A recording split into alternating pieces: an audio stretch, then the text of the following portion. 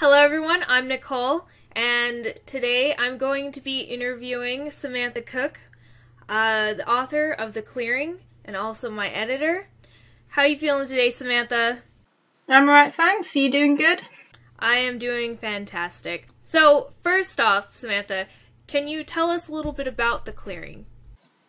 Right, it starts off with a character called Ruby, and she lives in a village which is surrounded by the Soulless, which are like zombies but with a bit of a paranormal twist to them.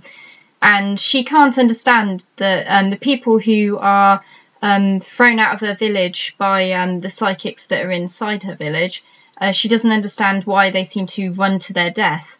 And even her own father, who she took a lot of moral lessons from, when he got thrown out of the village because the psychics said that he was going to ruin the village, he ran to his death as well, and she can't understand why they would do that. So she's very upset with the way things are running, and she can't understand why people are doing things, and she sort of acts out because of it.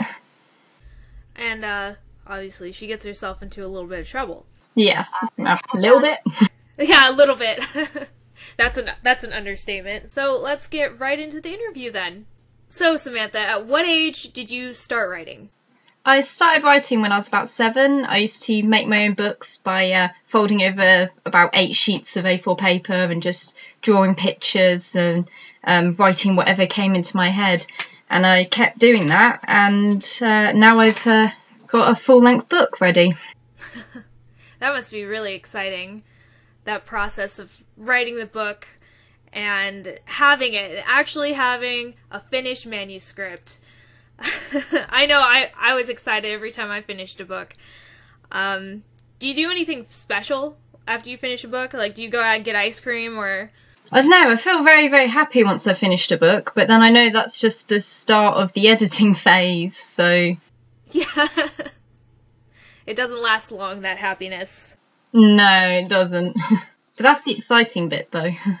Yeah, it definitely is. I don't know, it's always cool to cut out things like you didn't think you could cut out. It's almost like liberating when you cut things in the editing process, and you're just like, I can't get rid of this, and then you realize you could live without it. You're like, yes, this is a better story now. And you get to read back through your work and read it like a proper full-length book as well. That feels pretty good. So, can you tell us about one of the first stories you ever wrote? Yeah, I've got it here with me. It's called Get That Sheep. So that's one of the first book I ever made. And it's about a sheep that wanted to see a bit more of life than in its pen, so he runs away, which is actually quite a lot like The Clearing, which was not intentional. Can you show us your lovely handwriting and illustrations?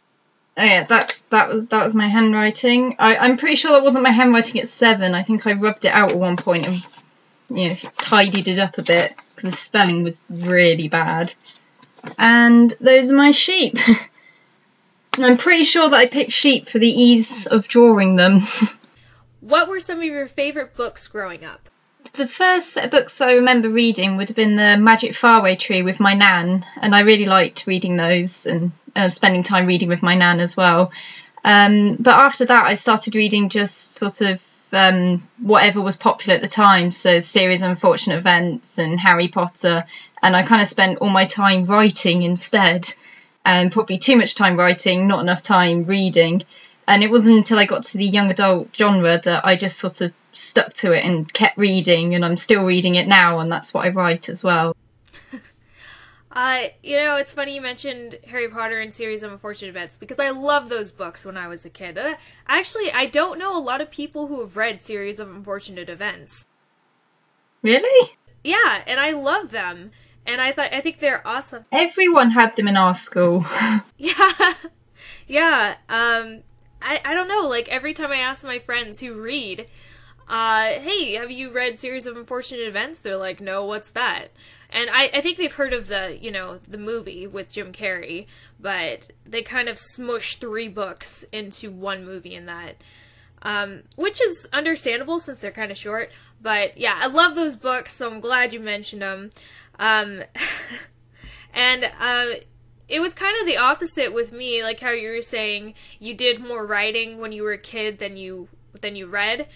I read more than I wrote, and only recently, and I don't know, it kind of waned in my teen years. I didn't really do a lot of reading except for, the things that were required. But now I've started picking up reading. I love the classics, like, let's see, I like Grimm's. I like the fairy tales. I like Grimm's fairy tales. I like Alice in Wonderland, Peter Pan, Treasure Island. Yeah, you can tell from your books. Yeah, yeah. 20,000 Leagues Under the Sea is actually my favorite book. Despite all of there's so much explaining in the beginning chapters, and I could see how people would want to give up on it pretty quickly, but I love it, and Captain Nemo's my favorite character. Random question that kind of has to do with the last question I asked you. What's your favorite book now? My favorite now? Ooh, that's a difficult one, because I find I pick up and read a lot of books, and I review a lot of books on my blog as well, so I'm always reading, or there's always a new favourite. At the moment, there is a book called 15 by Jen Estes. I think that's how you pronounce it. And that was a shockingly good book, and I don't know whether that's because I have read quite a few bad ones recently, but her book just had everything. It was witty, it was fast paced, and it was just interesting from start to finish. And I read it within a day, and I don't tend to do that. So that was a really good book. Now, was this book traditionally published or self-published? Was it one you were editing, or one that you just picked up, said this looks interesting, and I'm going to read it? Oh, it was a review copy gifted to me by Curiosity Quills, which is a press that I've come to realise has got some fantastic books out there. So now let's talk about The Clearing. How did you come up with the idea for the novel? About 4 years ago, I was reading a lot of the old dystopian novels, like 1984 and Ray Bradbury as well. And I was doing that for my coursework. So for my coursework, I had to create a bit of a dystopian extract of a book. This wasn't the same thing, but after I'd finished writing that extract, I kind of had ideas for something bigger and better, but it wasn't quite formed yet. And it wasn't until I started reading things like The Hunger Games and Forest of Hands and Teeth where I started to really get the idea for some of the stuff that would happen in the middle. So I started off with the ending and sort of the setting, thanks to reading all the dystopian books. And then I started to get the idea of what to put in the middle, thanks to sort of nowadays fiction. But whenever I'm reading, I'm always thinking quite critically. So I'm always thinking about what can I add, what can I change, what can I do that'll make it different. So I'm by no means sort of copying other people. Yeah, well, I mean, I think that's the editor in you that, that's thinking all these things and did you tell me before you were a slow reader and that because you're so analytical of the text that you're reading? Yeah, I just can't ignore typos or bad grammar, or if something's formatted wrong, I can't help but stop and sort of think, well, that's not right. Or if there's any plot issues as well, that's kind of a big thing for me. If I can poke at it, I sort of stop sort of connecting to the novel and just want to get rid of it at that point. Did you use any books, TV shows, or movies as influences for The Clearing? If so, what were they? So I wrote The Clearing over about 4 years, so I did pick up a lot of inspiration from everything that I was reading at the time. So for the setting and some of the dystopian elements came from when I was reading lots of dystopian fiction back in secondary school. So that was things like George Orwell and A Handmaid's Tale and books like that. But I also drew a lot of inspiration from things that are super popular at the moment, or were very popular and now sort of dying down a bit. Things like the Hunger Games and of the Forest of Hands and Teeth as well. I sort of drew elements from that, but I was thinking about how to make it better whenever I was reading it, or like how I would do it, how I would take a similar thing but do it differently. Is Ruby, who is your main character, based on an actual person, or did you come up with her off the top of your head? Can you tell us a little about the process of creating her?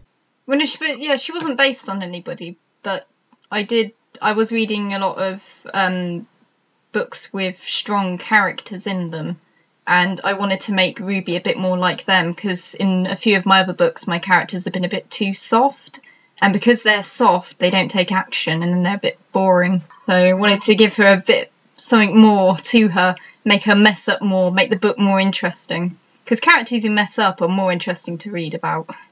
Yeah, definitely. Characters with flaws.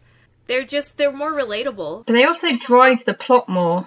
They move things forward. They get stuff done, and if it goes wrong, that's sometimes for the better for the book anyway. Next question.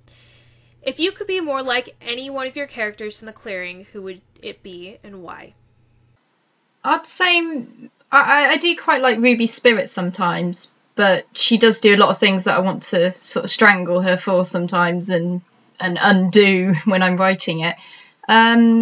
Maybe her best friend Sapphire, because Sapphire's quite a strong and happy character, but she has a lot of troubles as well, but she still manages to pick herself off and make other people feel happy, and I think that's quite a admirable character trait for somebody to be strong even when their life's difficult.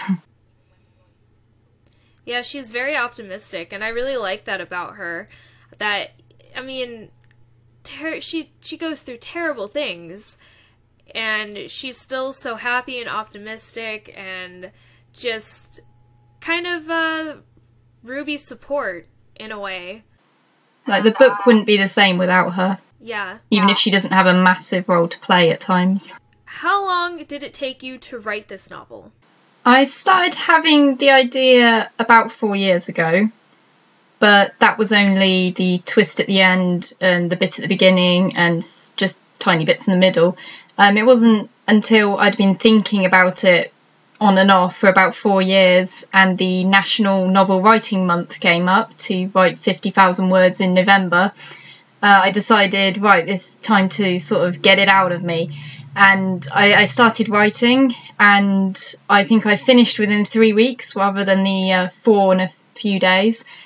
And it all just sort of came together. It's like I already knew what I wanted to write because I'd been thinking about it so much. So 3 weeks, wow, well, your book's about, you said 60,000 words or so? Yeah, it's about 65,000 words. But it doesn't mean to say that I wrote it and just sat on it. I've been constantly working at it for the last couple of months. Yeah, well, what I read, the version I read, it was fantastic. And I don't really know how much more you can improve from there, because I just thought it was amazing. That's good to know. So, why a post-apocalyptic novel? It was definitely what the book needed.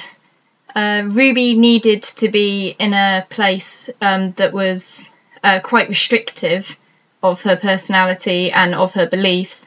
And she needed a world outside that was quite dangerous, which is where the soulless come into play, which are like zombies. And it just needed to have that sort of future feel without any of the technology and things like that. It all fitted in perfectly, especially for the last scene as well. You know, on a separate note, I really like this novel because you don't see a lot of girls writing novels like these, where it's, kind of adventure and action and not so much romance. There is a little bit of romance, but I think it's really awesome that there are girls like you out there, and me, I guess, who write more action-based things with romance on the back burner, because I think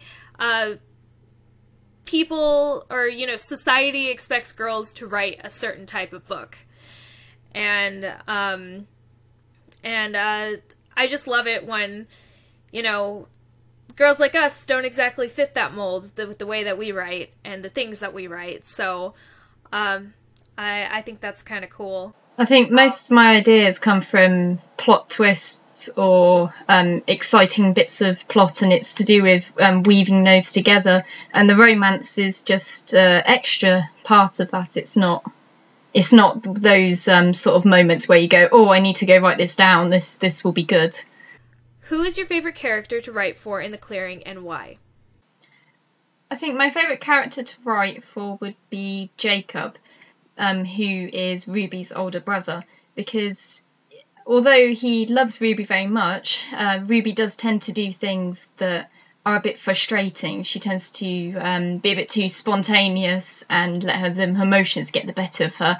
So it's quite good to have a character where you can sort of tell off your main character with, because I know quite a lot of people would appreciate the fact that Ruby does get told off for these things and put in line, but at the same time he still loves her, which is quite nice, even if he does possibly go a bit too far when he's telling her off.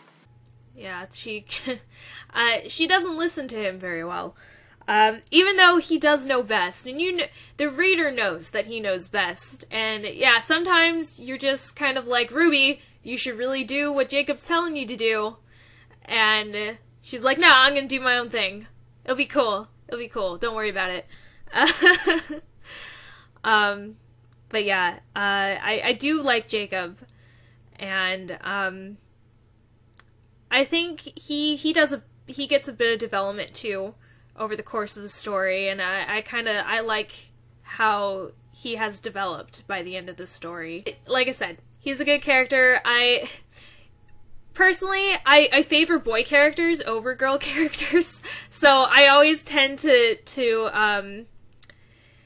get more attached to the boys than the girls. But again, I loved Ruby. I thought she was a great character, especially at the beginning.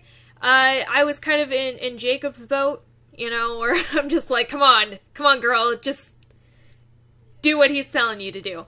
But by the end, I was totally rooting for her, and I thought she was a really great character. Who is your least favorite character to write for in The Clearing, and why? That would probably be Jack, because we see the whole story through Ruby's eyes, and she doesn't think much of Jack. So whenever I write about him through Ruby's eyes, he always comes across as a bit of a joker, somebody who's probably a little bit useless. And I know he's a bit better than that, and some of the other characters see him a bit better, but we only ever see him through Ruby's eyes. So for a lot of the book, he's not portrayed in his best light. So that's not as fun to write. Yeah, I can see that. With first person, it's difficult to showcase other characters unless your main character really likes that character, is really paying attention to that other character. And Ruby doesn't really pay that much attention to Jack. Jack's not her flame. No, Jack gets a quite secondary role for some of it. How do you like writing for this genre in comparison to the other genres you've written about? Right, so the other genre that I've written about would be urban fantasy, and there's something about this novel that I'm writing now, The Clearing, that is just so clean cut. It's so clear in my head. I know exactly what will happen and how the world works.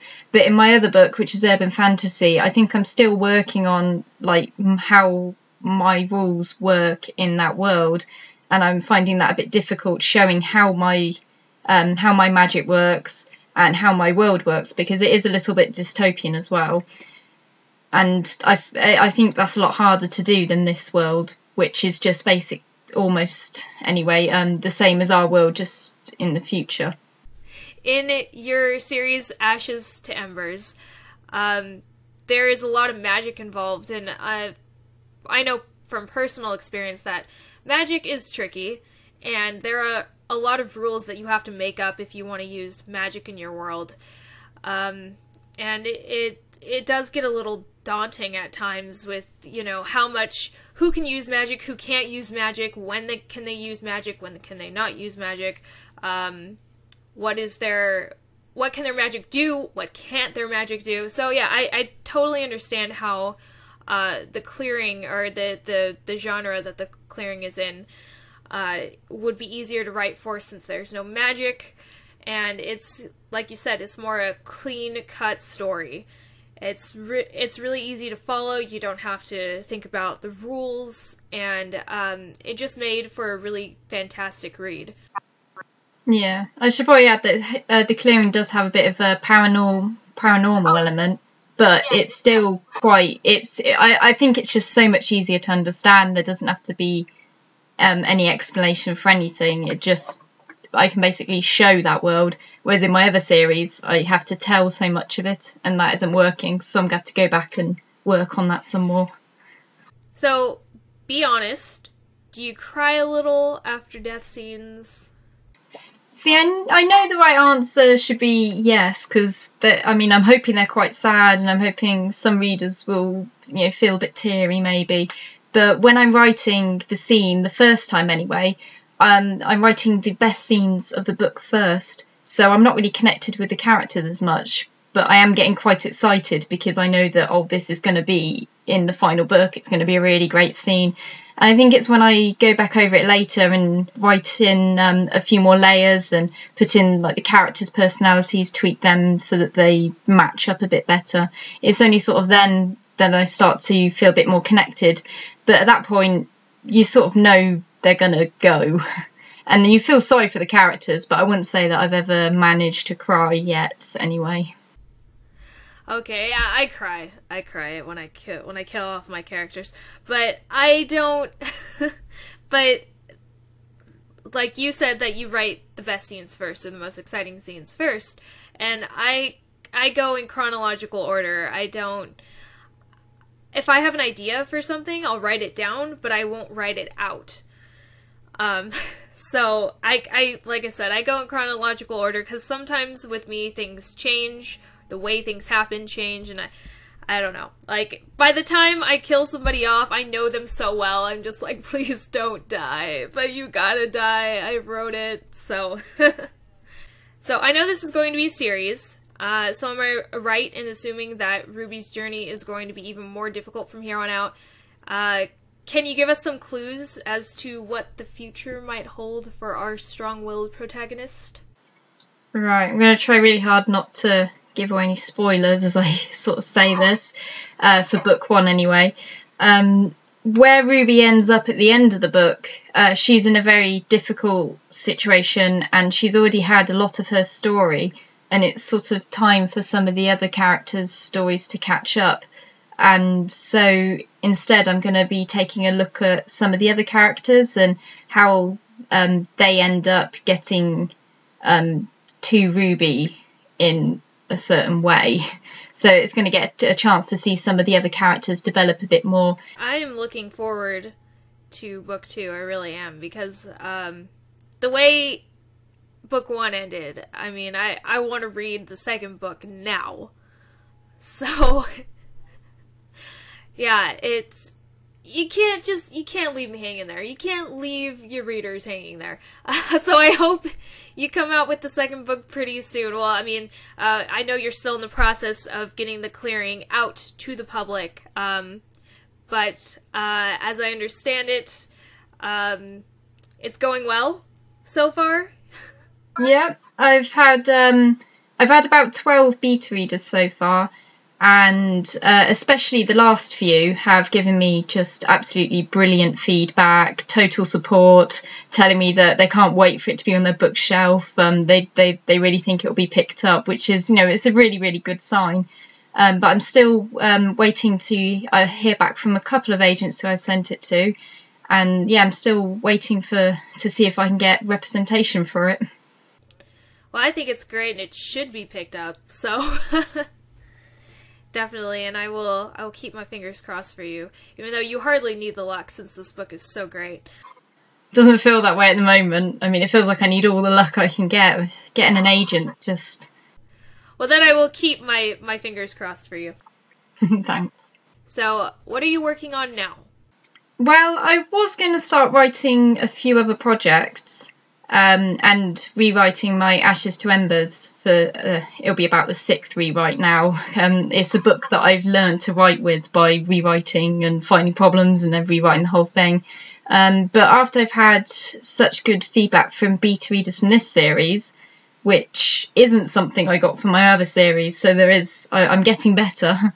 I think I'm going to start writing book 2. I mean, I've already planned out a few of the things that are going to happen, and I sort of know where it's going to end up, and I know exactly how part one's going to play out, but the rest of it is just all a bit fuzzy at the moment. I'm not entirely sure what I want to do with my characters. Like I said, I'm really looking forward to book 2. Whatever you do with it, I'm sure it's going to be as great as the first book. Last question. Do you have any parting advice for aspiring authors out there? I think the best piece of advice that I could give is don't go looking for as much feedback as possible from anybody who will give it to you, or even family and friends. They tend not to be as helpful as you'd like, but just go looking for the people who are really interested in your concept and want to read the whole book from start to finish, because they'll give you so much feedback and be a lot more helpful than perhaps when you're using writing sites and you're just swapping reviews all the time and you're just getting loads of feedback on, chapter 1. So I think it's look for people who would usually buy the type of book that you're offering, rather than looking for feedback from as many people as possible, which is something I've done in the past, and that's not been helpful. So it's definitely quality over quantity. Yeah, a few good beta readers who are ready to rip into your writing, if possible, is much better than any of the other alternatives, is what I feel anyway.